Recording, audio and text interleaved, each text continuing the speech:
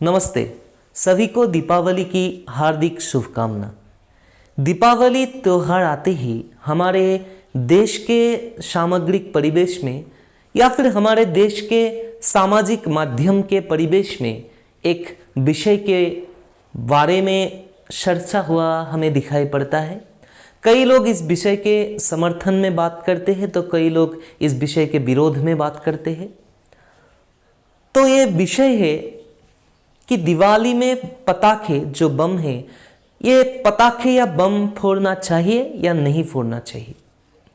तो कई लोग तो बात करते हैं कि ये तो हमारा ये परंपरा के साथ जुड़ा हुआ है, हम कई सालों से ऐसे पटाखे फोड़ते आ रहे हैं, तो ये पटाखे फोड़ना हमारे संस्कृति का एक अंश बन गया है, तो पटाखे तो फोड़ना ही चाहिए। तो कई लोग बात करते हैं कि पटाखा फोड़ना हमारा संस्कृति का अंश नहीं है, पटाखा फोड़ने से प्रदूषण का जो समस्या है, इस प्रदूषण का समस्या बढ़ जाता है। तो पटाखा फोड़ने से हमें दीपावली के समय में पटाखा फोड़ने के जो विषय है, इस विषय से हमें दूर रहना चाहिए। तो ऐसे ही सामाजिक माध्यम में दीपावली के आते ही एक कंट्रोवर्सी, एक वितर्क प्रारंभ हो जाता है। तो आज के इस वीडियो में हम इसी विषय के दोनों ही पक्ष के ओर से, दोनों ही पक्ष को नज़र रखते हुए हम कुछ तर्क इस वीडियो के माध्यम से प्रस्तुत करना चाहते हैं। तो चलिए हम इस वीडियो को आरंभ करते हैं।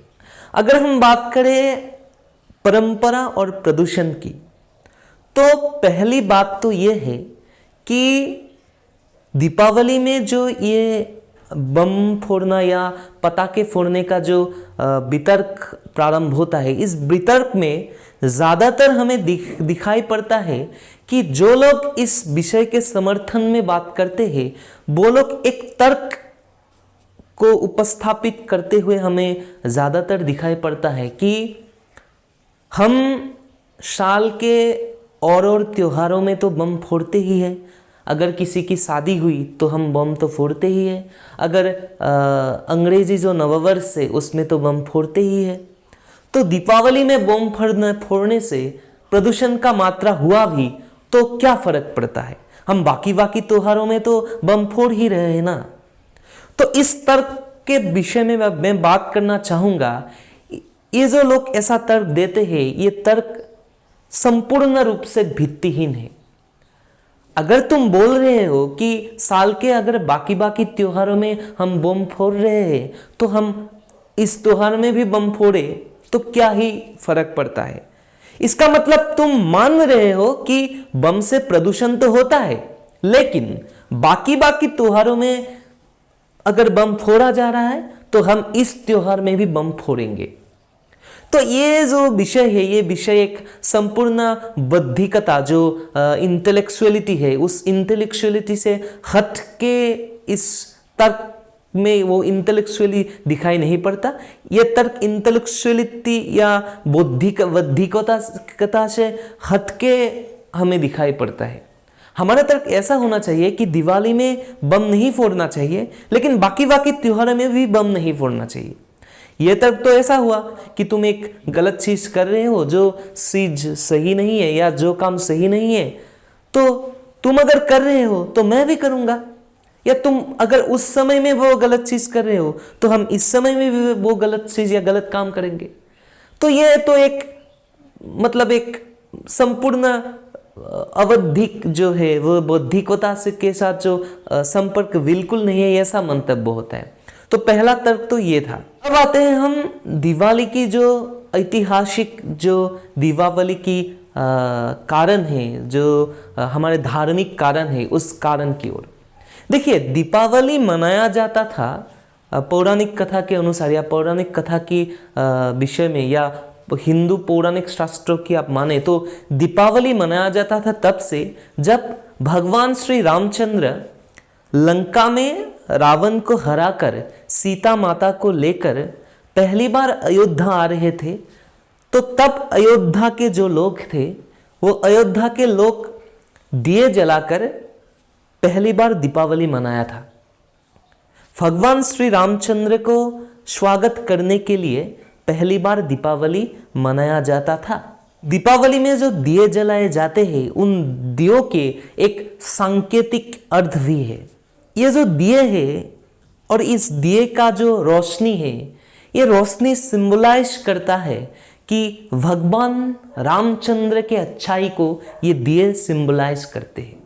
और ये दीपावली का जो त्योहार है, ये त्योहार सिंबलाइज करते हैं या संकेत देता है उस विषय को कि भगवान रामचंद्र अर्थात अच्छाई का विजय रावण अर्थात बुराई पर, अर्थात रोशनी के अंधेरे के ऊपर विजय, या भगवान रामचंद्र के रावण के ऊपर जो विजय है, उस विजय को ये दिए जलाने का जो परंपरा है, ये परंपरा सिंबलाइज करता है। और उस आदर्श को आज के समय तक दीपावली का ये त्योहार लेके आ रहा है और भविष्य में भी दीपावली का त्योहार इस आदर्श को वहन करके ले जाएगा।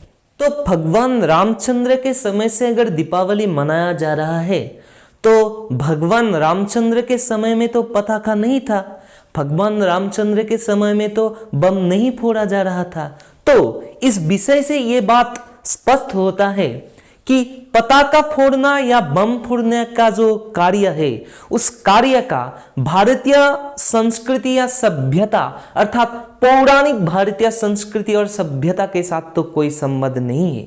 ये कार्य संपूर्ण एक आधुनिक समय का या समय के गति में जो आधुनिकता आई, उस आधुनिकता का आवाहन है ये कार्य। तो ये था हमारा तर्क इस बम फोड़ने के विरोध में। और अगर समर्थन की दृष्टिकोण से हम विचार करें तो हमें यह बात गौर करना पड़ेगा कि एक जाति हो या एक सभ्यता हो, उस सभ्यता का को जो संस्कृति है, उस संस्कृति में समय के आधार पर नव्य संयोजन या नया नया संयोजन तो होता ही है। तो इस दृष्टिकोण से समय के आह्वान में दीपावली में अगर पटाखे फोड़ने का कार्यक्रम का संयोजन हो जाता है तो उससे तो उस त्योहार का मर्यादा का हानि नहीं होगा, यह बात तो ठीक है। तो यह कार्य एक तरह से सही है, या समय के आह्वान में ये बम फोड़ने का कार्य हमारे संस्कृति का एक अंश भी बन गया है, ये बात तो हम अभी टाल नहीं सकते। तो इस ओर से बम फोड़ने का कार्य भी हमारे संस्कृति या हमारे स्वाभिमान का एक अंश बन गया है। तो यह था हमारा समर्थन में तर्क। अब हम अगर इस विषय को सामग्रिक दृष्टिकोण से विचार करें तो बम फोड़ने के कार्य में प्रदूषण तो होता है। अगर हम बम फोड़ते हैं तो उससे शब्द और वायु प्रदूषण तो होता है। तो अब हमें प्रदूषण भी अगर रोध करना पड़े और हमारा सांस्कृतिक स्वाभिमान भी बचाए रखना पड़े तो इस विषय में हमें एक ऐसा व्यवस्था लाना होगा या ऐसा व्यवस्था लेना होगा जिससे हम अपने स्वाभिमान को भी जिंदा रख सके, हम बम भी फोड़ सके और इससे शब्द या वायु प्रदूषण भी ना हो। तो इसके लिए सरकार को व्यवस्था लेना होगा कि ऐसा बम का निर्माण किया जा सके जो कम से कम शब्द का निर्माण करे और प्रदूषण ना करे। तो सरकार को इसमें व्यवस्था लेना होगा। विभिन्न बम बनाने वाली कंपनियों को सरकार के साथ मिलकर ये व्यवस्था लाना होगा जिससे समाज में जो सामाजिक स्थिति का संतुलन है ये बना रहेगा। हमें दिखाई पड़ता है कि इस विषय का फायदा उठाकर कई लोग इस विषय को धार्मिक दृष्टिकोण के ओर ले जाता है। कई लोग बोलता है कि वो दूसरे धर्म का है इसलिए वो हमारे बम फोड़ने के विषय को विरोध करता है, और कई लोग ऐसे मानसिकता से भी विरोध करता है कि वो तो उस धर्म का विषय है, उस धर्म का परंपरा है तो हम उसका विरोध करेंगे।